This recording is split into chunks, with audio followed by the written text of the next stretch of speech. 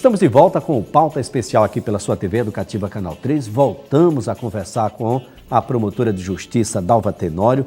O nosso assunto, claro, é pedofilia. Gente, uma chaga, uma praga social que insiste em permanecer na nossa sociedade, mas a gente tem a obrigação, cada um de nós, de fazer com que esse tipo de agressor seja punido. E existe instrumentos para a punição desses agressores, doutora? Com certeza, a lei é rigorosa, né? O artigo 217-A, que trata do estupro de vulnerável, ele tem penas altas para o agressor, de 8 a 15 anos inicialmente. Se houve morte, vai até 30 anos, se houve morte da vítima. Mas olha, Elias, o mais importante dessa questão é prevenir. Isso é possível? Prevenir. É possível. Como, doutora? É possível se a família ficar alerta, se a sociedade ficar alerta. Uma criança, ela tem um determinado comportamento que quem convive com ela percebe. Você não pode deixar uma criança viver sem ser observada, sem ser cuidada. Se você tem um filho, se você tem uma filha, ou você cria, ou você é o guardador dela, você tem que saber para onde ela vai, que horas ela volta, quem são os amigos dela, com quem ela convive. Vou botar a minha filha no jardinzinho de infância, numa escola, eu vou saber quem é que trabalha, vou ouvir informações sobre essa escola. Você não pode tratar uma criança e deixá-la, não, meu filho tem 6 anos de idade, vai sozinho para a escola, são 2 ruas só depois. Não é assim. Uma outra coisa também que você pode acompanhar quando a sua criança estiver mais velha é a questão da internet. Se você tem um computador em casa e sua filha de 8, 9 anos já entra no Face, MSN, essas coisas todas, acompanhe. Antes de fechar o computador, navegue para ver o espaço dela. Tem sido comum esse tipo de aliciamento, esse tipo de interferência de pedófilos pelo meio da internet? Muito comum e é muito fácil para eles, porque eles iniciam o trabalho. Se é uma criança de 8 anos, ele diz que tem 9. Ele entra no universo da criança, ele assedia aquela criança, ele promete coisas para ela. E quando você percebe, a sua filha, o seu filho está confiando mais no pedófilo do que em você, do que na sua família. E muitas vezes os pais pensam, meu filho está no quarto, está no computador, ele está seguro. E não presta atenção, não conversa, não sabe o universo que aquele seu filho ou a sua filha está vivendo. Um universo completamente diferente do cotidiano. Os pais se afastam dos filhos. Eu li uma pedagoga dizendo que nenhum pai deveria deixar computador no quarto, porque ninguém pode também afastar os filhos de tecnologia. Mas ela aconselha que deixe o computador na sala, onde está todo mundo passando, passe e dá uma olhada. Veja o que o seu filho está fazendo, com quem ele está se conectando, né? É muito importante. Se você tem uma religião, ou culto, ou para uma igreja, ou seja lá como for, procure saber aonde ele está, com quem ele está, que horário é que ele está indo para aquele local, quem são as pessoas que estão convivendo. Mas o mais importante disso tudo é conversar, não é? É o diálogo, que hoje em dia não existe muito. E você pode dialogar com seu filho a partir do seu filho com 2, 3, 4 anos de idade, saber como você foi na escola, com quem você tomou banho, quem lhe deu banho, quem escovou os dentes, como foi que a pessoa trocou a sua roupa. Isso tudo é muito importante, você vai ouvir a criança contar. E se a sua criança chegou em casa com um comportamento diferente, agressiva, ou se ela chegou angustiada... O próprio rendimento escolar pode ser um elemento indicativo. O rendimento escolar em depressão. Se ela era uma criança que conversava muito e de repente parou, você tem que ficar alerta, você tem que ficar atenta, porque onde menos você espera é onde acontece. Agora, doutora Dalva, isso é coisa de pobre? Tem uma geografia específica? Ou a gente está falando sobre algo que pode acontecer com qualquer um? Eu sempre digo que esse tipo de crime ele é democrático.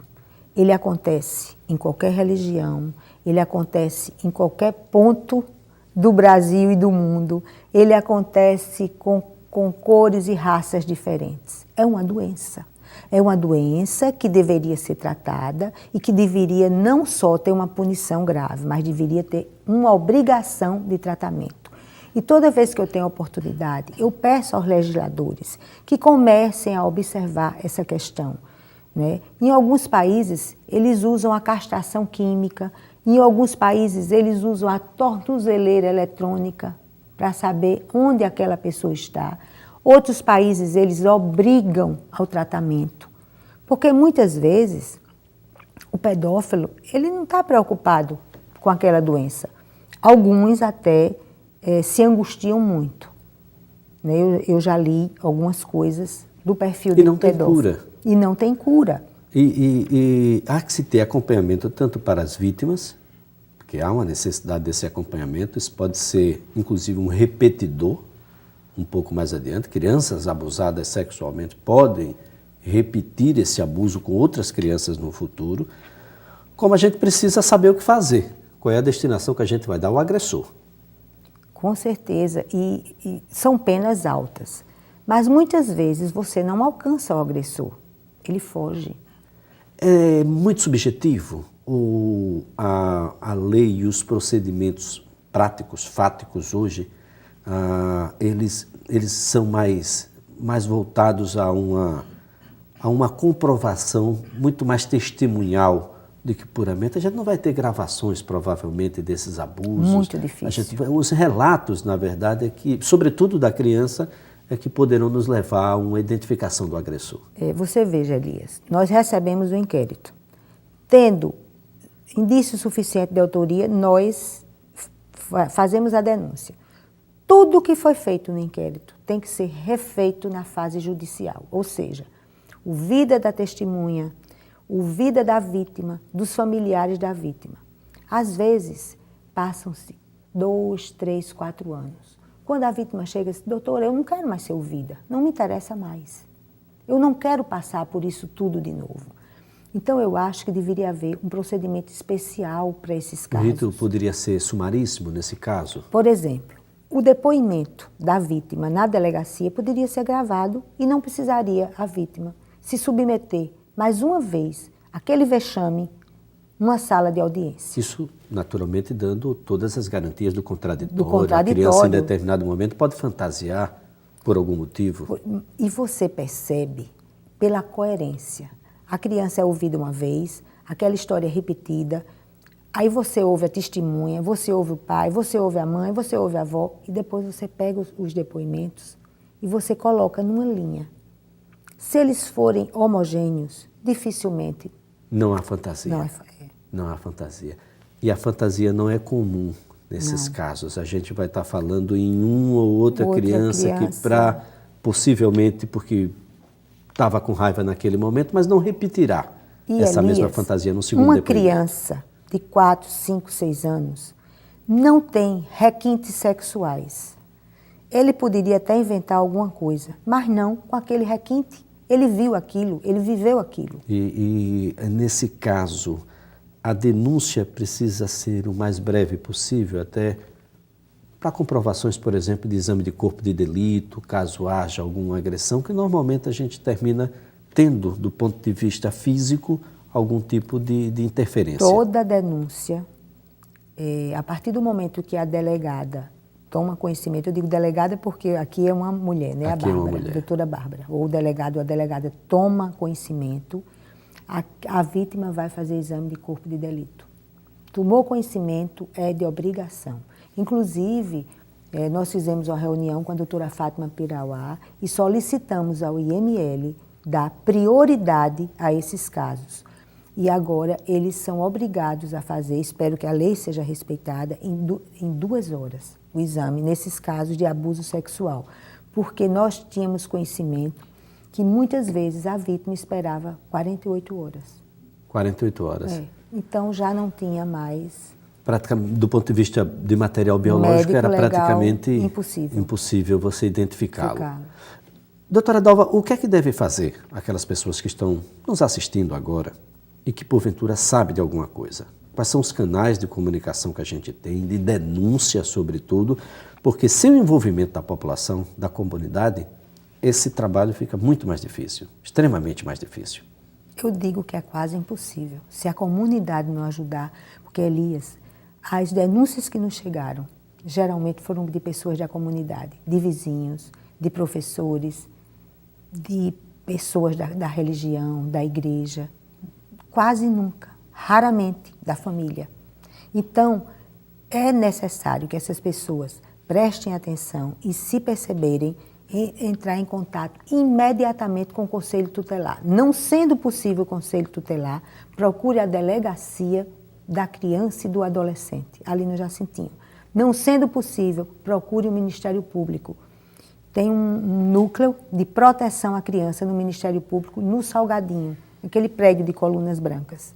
Ali em frente ao Salgadinho. É um prédio que todo mundo que passa ali naquela região do Salgadinho já conhece. Vai conhecê-lo, claro. É ali, pode procurar, poderá. E também tem o Disque 100. Mas para ser mais rápido... 00, eu acho que você pode utilizar até mais de um canal para fazer essa denúncia. Pode, até para pode que e essa deve, para denúncia ser uma coisa bem rápida. Seja rápida, seja consistente. Agora, o interessante de você procurar o Conselho Tutelar é porque o Conselho Tutelar tira aquela criança imediatamente. E quando você vai procurar o Ministério Público ou outro canal, nós temos que pedir uma autorização para você perceber a força do Conselho Tutelar. O Ministério Público não vai precisar de uma autorização judicial. De uma autorização judicial para tirar. E o Conselho Tutelar tira na hora. Na hora. Na realidade, o Ministério Público solicitaria imediatamente ao Conselho Tutelar. Está entendendo? Que fosse buscar. Porque se nós formos para a via judicial, vai demorar mais um pouquinho.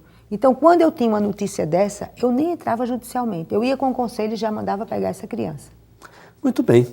Doutora Dalva, eu quero aqui agradecer a sua participação, parabenizar o Ministério Público pela iniciativa. Isso é uma coisa perene, hoje um pouco mais intensa, mas essas ações de combate a agressões à infância e à juventude, elas permanecerão, faz parte inclusive de uma promotoria especializada do Ministério Público que necessita da participação popular. Muito obrigado. Eu que agradeço.